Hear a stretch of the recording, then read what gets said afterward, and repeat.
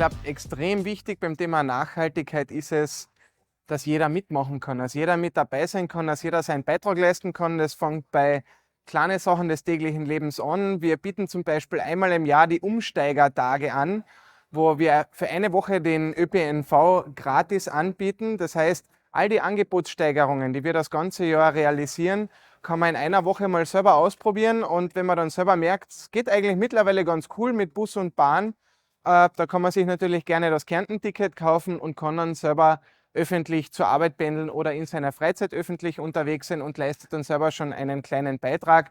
Und das ist für mich immer das Wichtige, nicht von oben herab, sondern von unten heraus.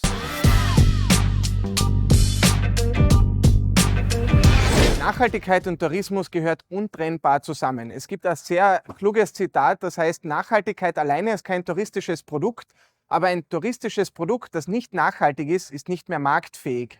Und ich glaube, das trifft die aktuelle Zeit im Tourismus sehr, sehr gut.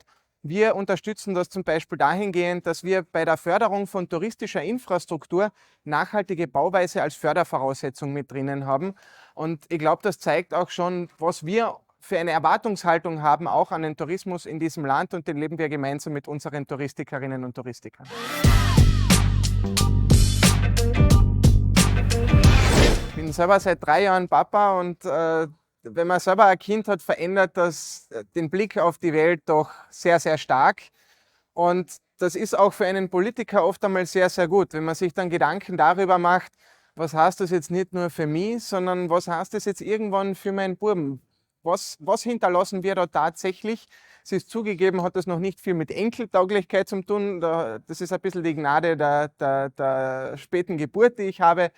Aber ich glaube, auch wenn man sich um die eigenen Kinder schon ein bisschen Gedanken macht bei den eigenen Entscheidungen, dann kann es nur positiv sein.